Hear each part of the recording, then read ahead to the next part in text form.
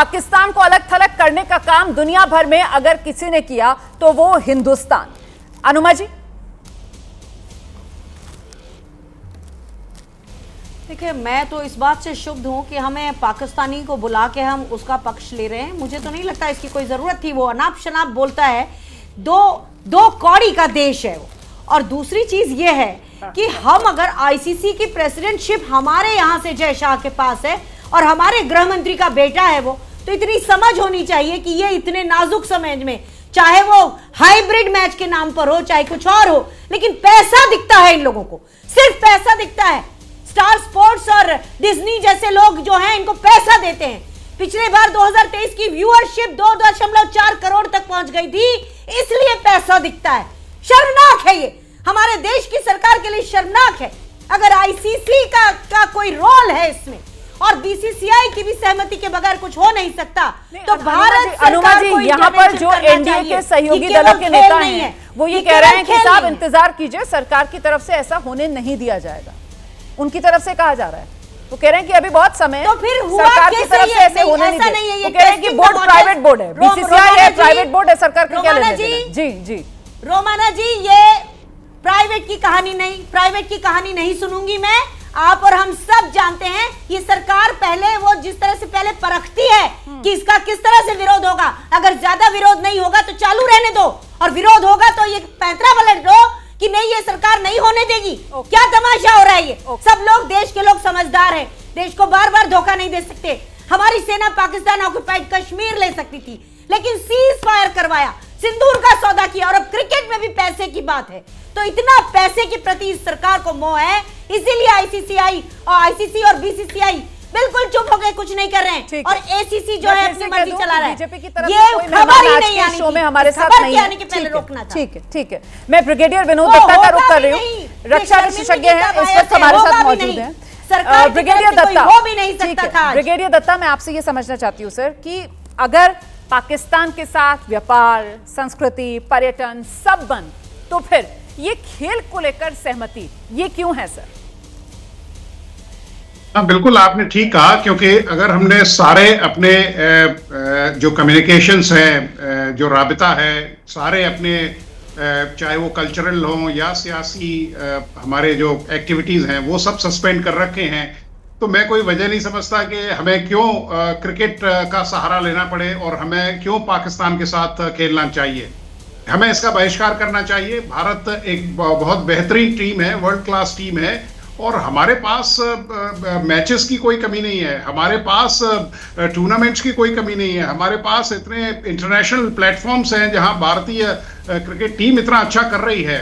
और मुझे ये मेरे जाती तासुरात हैं कि साहब कोई वजह नहीं है कि हमें पाकिस्तान के साथ इस मैच को या इस सीरीज में पाकिस्तान के साथ कोई मैच खेलना चाहिए, क्योंकि जो देश एक रोग कंट्री है, जो देश मतलब अपने वजूद के लिए मतलब सरवाइव कर रहा है, या बिल्कुल जहां बिल्कुल अर्थव्यवस्था माली हालत उनकी खस्ता है, और भारत के साथ उसने हमेशा दगा किया है। भारत को चाहिए कि साहब वो बिल्कुल उसके साथ कोई, चाहे क्रिकेट डिप्लोमेसी हो, चाहे वो पॉलिटिकल डिप्लोमेसी हो, चाहे वो हमारी मतलब इंटरनेशनल लेवल पे कोई इस तरह के प्लेटफॉर्म्स हों, तो मैं समझता हूं कि भारत को इसका बहिष्कार करना चाहिए। और मतलब कोई वजह नहीं है, भारत को बिल्कुल वॉकआउट करना चाहिए कि साहब हम एक सवाल मेरे मन में है सर, ब्रिगेडियर दत्ता, एक सवाल मेरे मन में, यहाँ पर ये कहा जा रहा है कि साहब जब इतना विरोध होगा तो सरकार जनभावना के तहत फैसला लगी, और आप उम्मीद रखिए कि साहब इस तरीके का मुकाबला कोई होगा नहीं हिंदुस्तान पाकिस्तान के बीच।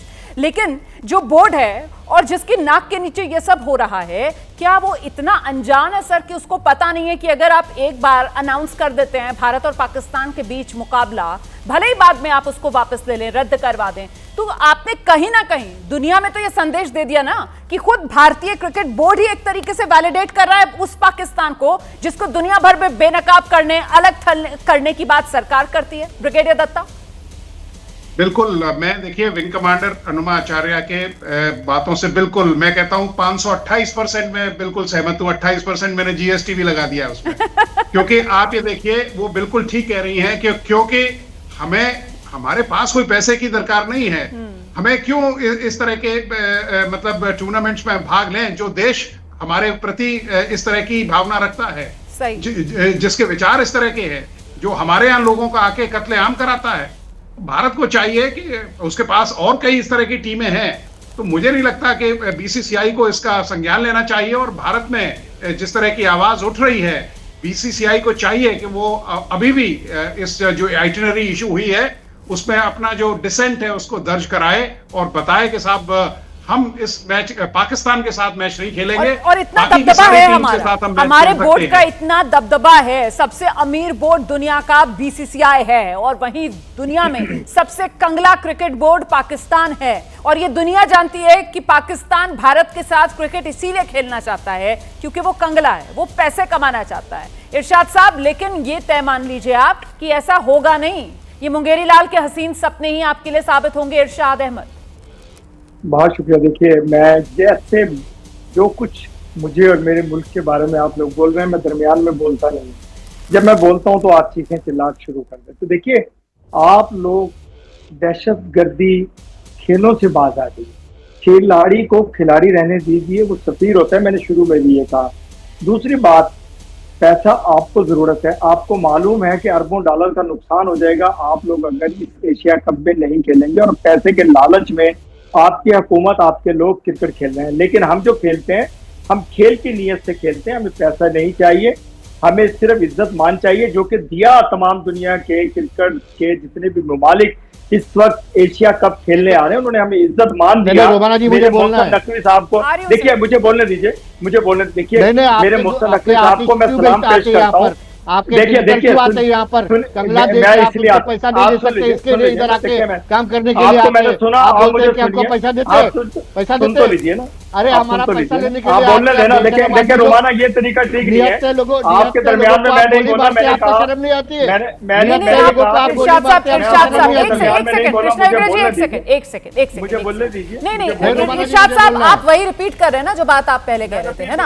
आपने कहा खिलाड़ी को खिलाड़ी समझिए, लेकिन दिक्कत तो ये है ना कृष्णा हेगड़े कि पाकिस्तान जो है वो तो इंसान को इंसान नहीं समझता है। पाकिस्तान से आए आतंकवादी तो हमारे यहाँ पहलगाम में धर्म के आधार पर चुन चुन कर कत्लेआम मचाते हैं और ये यहाँ बैठकर हमें ज्ञान दे रहे हैं कि खिलाड़ी को खिलाड़ी समझिए। कृष्णा हेगड़े, देखिए, इनके क्रिकेटर कंगले हैं, इनके एक्टर कंगले हैं, इनका देश कंगला है। इसके लिए यहाँ पर आकर पैसा मांगते हैं हमारे से, यहाँ पर काम मांगते हैं। और दूसरा में आपका क्या महान पाकिस्तान है।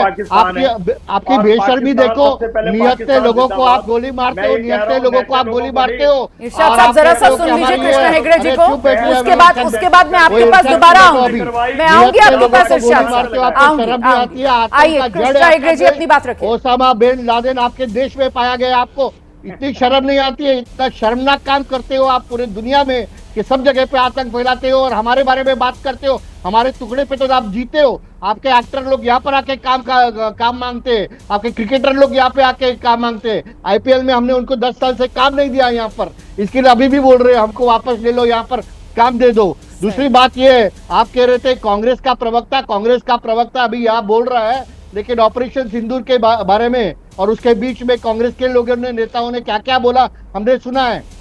अगर कांग्रेस का प्रवक्ता जो कह रहे हैं कि मैं फौजी हूं, तो उनको पहले कांग्रेस के नेताओं से बोलना चाहिए कि माफी मांगो, और उसके बाद उनको जो कांग्रेस के प्रवक्ता जो उनको पोस्ट मिला है, अगर थोड़ी भी शर्म है तो उससे उनको राजीनामा देना चाहिए, उनको इस्तीफा देना चाहिए। ठीक है कृष्णा हेगड़े जी, लेकिन मेरा सवाल ये है कृष्णा हेगड़े जी, लेकिन मेरा सवाल आपसे ये है सर कि आखिरकार ये नौबत आनी ही क्यों दी गई, और ये किसकी गलती आप मानते हैं कि बाकायदा शेड्यूल आ जाता है सर, इंडिया पाकिस्तान मैच खेलेगा, जबकि हम सब यहाँ जितने इस पैनल में लोग मौजूद हैं, और एंकर को मैं कह रही हूं आप लोग अपने साथ समझिए सर, हम में से कोई नहीं चाहता है हिंदुस्तान और पाकिस्तान के बीच क्रिकेट का मैच खेला जाए। मैं बिल्कुल सही कह रही हूं ना सर? हम में से कोई नहीं चाहता, आप भी नहीं चाहते हैं, एलजेपी के नेता विनीत भी नहीं चाहते हैं, कांग्रेस भी नहीं चाहती है, दुबे जी भी नहीं चाहते हैं, दत्ता साहब भी नहीं चाहते हैं, मैं भी नहीं चाहती हूं सर। लेकिन बावजूद इसके ये नौबत क्यों आई है सर कि हमको डिबेट करनी पड़ रही है? किसकी गलती है आपकी नजर में, किसकी गलती है कृष्णा हेगड़े? ये देखिए, इंटरनेशनल शेड्यूल जो है कोई देश नहीं बनाता है, कोई व्यक्ति नहीं बनाता है, वो 2-2 साल पहले बन जाती है और उसके हिसाब से ऐसा एक शेड्यूल अनाउंस किया गया है। 14 सितंबर के लिए बहुत टाइम है, तब तक हम देखेंगे क्या होता है क्या नहीं होता है।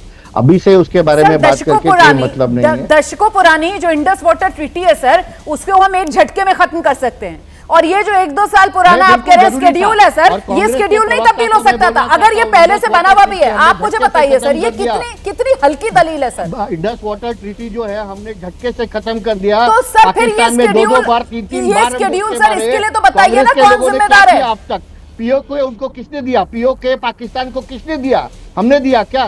कांग्रेस पार्टी ने दिया। और आज बोल रहे हैं कि पीओके के अंदर घुस के हम हासिल कर सकते थे, हम जीत सकते थे। तो कांग्रेस की गलती है कि पीओके आज पाकिस्तान में। अभी कांग्रेस का प्रवक्ता ये क्यों नहीं बोलता? असलियत जड़ पे आ जाओ ना कि ये सब प्रॉब्लम कहां से शुरू हुआ है। ये कांग्रेस पार्टी की वजह से शुरू हुआ है। और दूसरी बात, ये आदमी जो यहाँ पर आया है पाकिस्तान से, बेशरम आदमी हमारे बारे में बात कर रहा है। तुम्हारा औकात नहीं है हमारे बारे में बात करने की। तुम हमारे देश के बारे में कैसे बात करते हो? हम उसका व्यवहार करेंगे? अरे शर्म आनी चाहिए।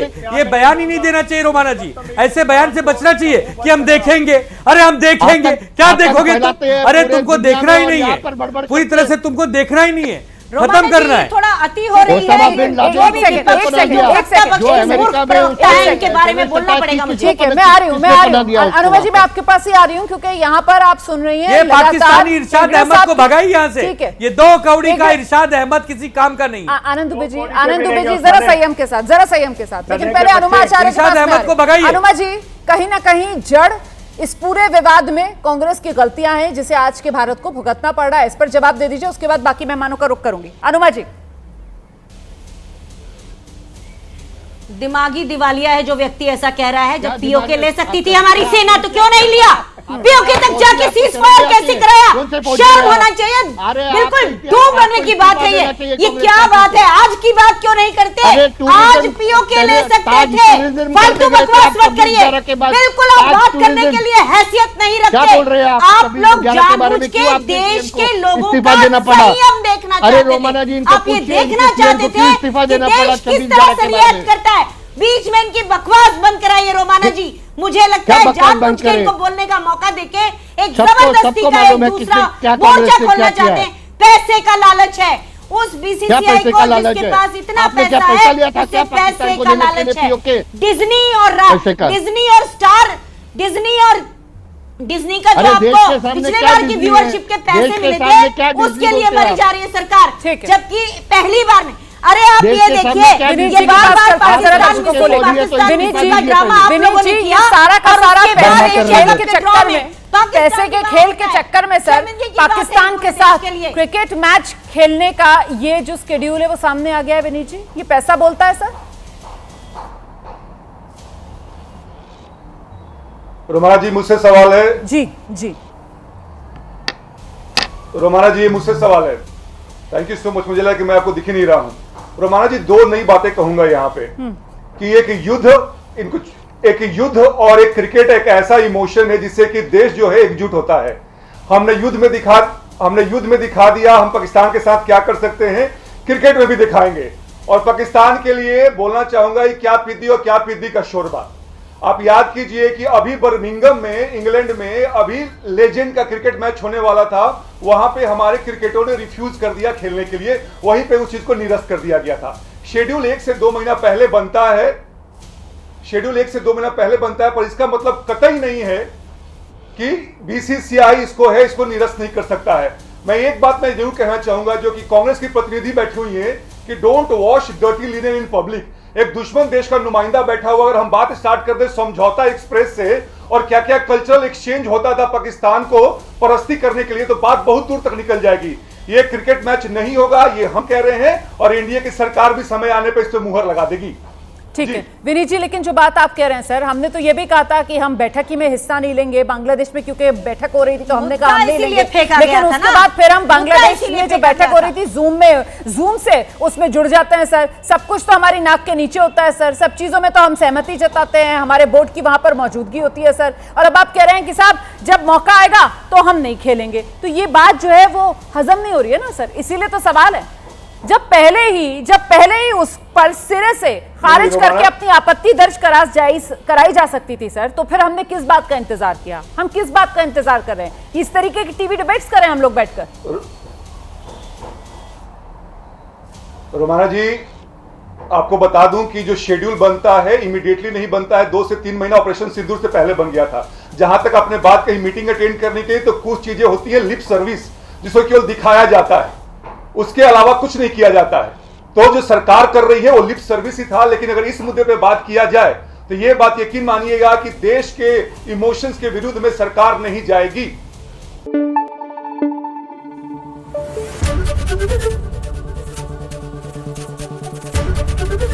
एबीपी न्यूज आपको रखे आगे।